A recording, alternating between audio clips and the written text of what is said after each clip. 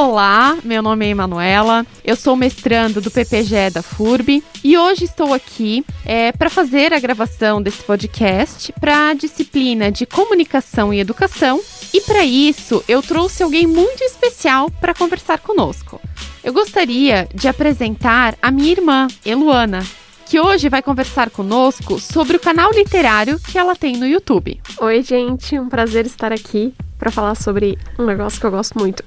Então, esse podcast é um oferecimento do mestrado da FURB e para nós iniciarmos, então, eu vou iniciar essa conversa com a nossa convidada. Então, Eluana, eu gostaria que você nos contasse um pouco sobre o seu canal. O nome é Livramente e é um canal literário, não é mesmo? Como ele foi criado? Então, o canal Livramente, a ideia surgiu... Eu sempre gostei muito de livro, né? E aí eu sempre quis ter um canal, só que eu sempre ficava adiando essa vontade de ter. Só que aí veio, a pandemia e a gente ficou muito tempo sozinho, muito tempo pensando nas coisas que gosta. E aí eu pensei, bom, por que não agora, né? Então o canal, ele não tem nem um ano ainda, ele é um baby.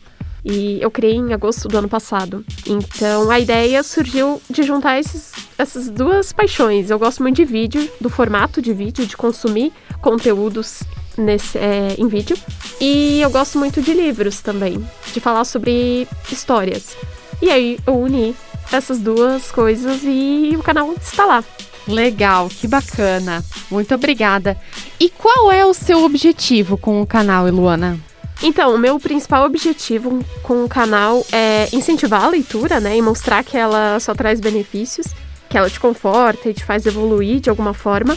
E também tirar essa ideia de que ler é algo só chato, ou relacionado a estudo, ou demorado, ou até mesmo essa ideia forçada que a gente tem, de pesquisa e tudo mais, e que a leitura, na verdade, é um hábito e é um lazer. E ela te leva para lugares incríveis. Então, a minha ideia é incentivar e mostrar com o meu conteúdo de leitora para leitor que é massa, que é algo legal e que as pessoas iam curtir muito se elas se aventurassem nisso, sabe? Então, o meu objetivo é esse, incentivar a leitura. Ótimo, que bacana, muito legal. Agora, eu gostaria que você contasse um pouco para nós sobre a periodicidade das suas postagens no canal e de como o público em geral tem consumido e tem dado feedback para você sobre o conteúdo. Bom, então, desde o início eu queria ter, assim, um cronograma certinho de postagens, Por exemplo, eu tento sempre postar às 18h30 na quinta-feira. Então, é um conteúdo semanal. Só que furei em alguns momentos, confesso, mas eu tento seguir sempre assim, porque as pessoas que assistem sabem que vai ter naquele horário. E nunca em um horário diferente. Então esse é o horário que eu sigo. E sobre feedback, é muito legal saber que uma pessoa lê um livro que você indicou e às vezes é um livro favorito. Então vocês ficam conversando sobre aquela história e às vezes é uma pessoa que eu nunca vi. E é isso que eu gosto, sabe? Dessa troca. E que a gente só consegue na internet, Ainda mais agora, considerando pandemia e tudo mais. Então, eu tenho tido feedbacks bem legais, assim, claro, Sempre tem um outro, assim, não que são negativos, na verdade são críticas construtivas que eu aplico nos próximos vídeos e isso é muito bom. Mas, no geral, tem sido bem legal. Que bacana. Então, você, nesse período de pandemia, conseguiu realizar um sonho, um objetivo que você já tinha, E através disso você consegue também ajudar outras pessoas que estão talvez se sentindo sozinhas e que através da leitura elas podem conhecer novos mundos, se deslocar para outros lugares, mergulhar nas histórias, enfim. E além de realizar esse seu objetivo, você tem esse retorno, e sente que ajuda as pessoas, a sentirem prazer em ler, a gostar de ler. Sim, uma das coisas que me deu esse start, assim, é que eu tinha visto a pesquisa, eu posso até te mandar o link para te colocar aqui pro pessoal, onde dizia que a média dos brasileiros, no quesito leitura, eram 4 livros por ano, sendo que 2 são finalizados. E eu fiquei assim, meu Deus, sabe, me chocou aquela pesquisa. E então é um mercado que tem pouco interesse. E claro que isso reflete em muitas coisas, né? E também não que quantidade seja qualidade, né? Falar sobre lista dos mais vendidos, essas coisas, a gente vê que tem uma procura, mas parece que são livros com fórmulas prontas, sabe? Enriqueça. Viva com essas fórmulas prontas, é como se tu estivesse já lendo com uma ideia de ter uma resposta. E não é muito a minha vibe, assim, sabe? Eu gosto muito de ficção, de fantasia, que eu acho que elas ensinam muito. Legal. E de todos os livros que você já leu, fale um pouco. Eu acho que essa pergunta aí, né, vocês não gostam muito de responder, né, sobre preferido e que não gostou. Mas eu gostaria que você contasse para nós um pouquinho sobre o seu preferido e também sobre aquele que você não gostou. Não necessariamente, eu não gostei, né? Mas que não é o preferido, né? Então, se você falasse um pouquinho para nós sobre isso. É bem difícil, eu não consigo escolher, mas eu vou falar, assim, de um que me marcou quando eu comecei a ler, comecei a me interessar por livros. Que foi, eu acho que é um pouco comum essa resposta, mas foi com Harry Potter. Eu tive quase uma epifania, assim, quando eu li, eu não imaginava que era possível entrar numa história tão incrível e cheia de... É que, assim, é um universo que a autora criou ali, sabe? É diferente de tudo que eu já tinha visto. E, claro, a gente vê isso muito no cinema, mas tu lendo sozinha e tentando imaginar aquilo tudo é muito incrível. Então foi o primeiro, assim, que eu pensei, cara, eu gosto muito disso aqui e eu quero sentir mais isso, sabe? Então Harry Potter foi um que me marcou e que eu tenho um carinho muito grande até hoje. E sobre um que eu não gostei...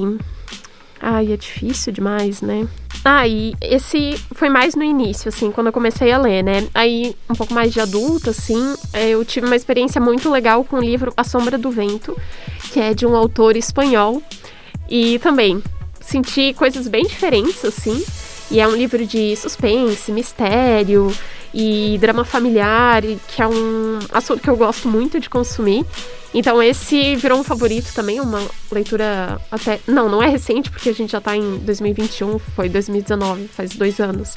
Mas eu gostei bastante também. E um que eu não curti muito e que eu acho que eu abandonei foi um de terror também, que é O Boneco de Neve.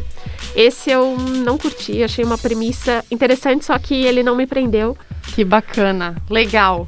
Então agora nós vamos para a última pergunta, né, que eu organizei aqui para nossa conversa. E nós vamos pensar um pouco agora na área da educação, né? Você conseguiria nos indicar um livro que pudesse ser trabalhado com os alunos em sala de aula? Qual livro você acha que despertaria o interesse para alunos do ensino médio, por exemplo, e por quê? Nossa, sobre livros para trabalhar em sala de aula é uma responsabilidade e tanto. E eu não tenho nenhuma formação técnica na área de educação, assim, eu sou publicitária. Então, o que eu vou falar pode ser besteira, então, né? É uma percepção minha como leitora mesmo. E como alguém que já passou por essa fase de colégio e tudo mais. Eu não sou especialista e tudo mais. Na escola, a gente tem pouco incentivo na leitura, isso é fato. E quando a gente é adolescente, a gente é colocado para ler clássicos. Não que isso seja ruim, não dessa maneira, mas eu acredito que naquela idade, 14 ou 16, tô falando aqui do ensino médio, não sei, ensino fundamental é outra história, mas o jovem, muito provavelmente não vai ler por prazer aquele clássico. Eu lembro que a gente, né, era incentivado a ler Machado de Assis, José de Alencar e etc. Ele vai ler porque ele é obrigado. E eu acho que são livros importantíssimos para a nossa história, né? Mas exige certa maturidade. Só que eu entendo que é importante, né? Principalmente para vestibular, senso crítico e tudo mais. Eu não estou falando para trocar, mas incluir outros com temáticas e problemas sociais daquela idade, sabe? Para fazer com que a pessoa se enxergue na história enquanto ela é adolescente. Porque tu colocar a adolescente para ler um livro que não tem nada a ver com a idade que ela tá, afasta bastante da literatura em si. E talvez mais pra frente, quando ela for madura e tiver uma idade, ela até leia Machado de Assis, mas eu acho que naquele período não é legal. E eu acho que um caminho mais fácil, então, para conquistar, né, é pela criatividade. Uma história de fantasia, que tem, sim, vários livros de fantasia que vão falar sobre, nas entrelinhas, né, sobre política, sobre poder, livros que falem sobre empatia, amizade, humanidade. Então, acho que tem que pegar mais nessa temática, os livros que a gente conhece na escola, sabe? De fantasia, eu indicaria Harry Potter, por mais que muitas pessoas torçam o nariz, mas eu acho que é uma história que traz, sim, a pessoa para perto. E a outra dica de livro que eu queria dar, que seria bem legal se os jovens lessem, é O Ódio que Você Semeia, porque é um assunto que a gente precisa debater e esse livro fala muito com o público mais adolescente, que está no período escolar, né? E sempre transformar essa leitura em debate, em sala de aula, porque isso enriquece muito e todo mundo ganha. Então são esses dois. Legal, muito obrigada. E aqui, enquanto você estava falando, eu fui pensando, né? Porque eu sou professora, né? Sou formada em letras. E eu sempre falo para os meus alunos, né? A leitura é uma habilidade que precisa ser desenvolvida. Quanto mais você lê, melhor você lê. E a leitura desenvolve também a escrita. Então, quanto mais você lê, melhor você escreve, né? Porque a leitura, ela amplia o nosso repertório linguístico, né? Amplia o vocabulário.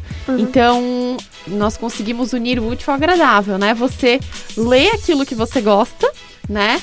O aluno lê o que ele gosta, consequentemente, ele tem todos os benefícios da leitura, né? Que vão contribuir para uma leitura melhor e para uma escrita melhor, e ele desenvolve o gosto pela leitura também, né?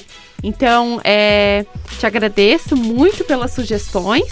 E para finalizar aqui o nosso podcast, eu gostaria que você nos indicasse aí um filme ou um livro que você deixa assim para fechar, né? Para fechar esse nosso trabalho aqui, eu gostaria que você nos indicasse então alguma obra aí.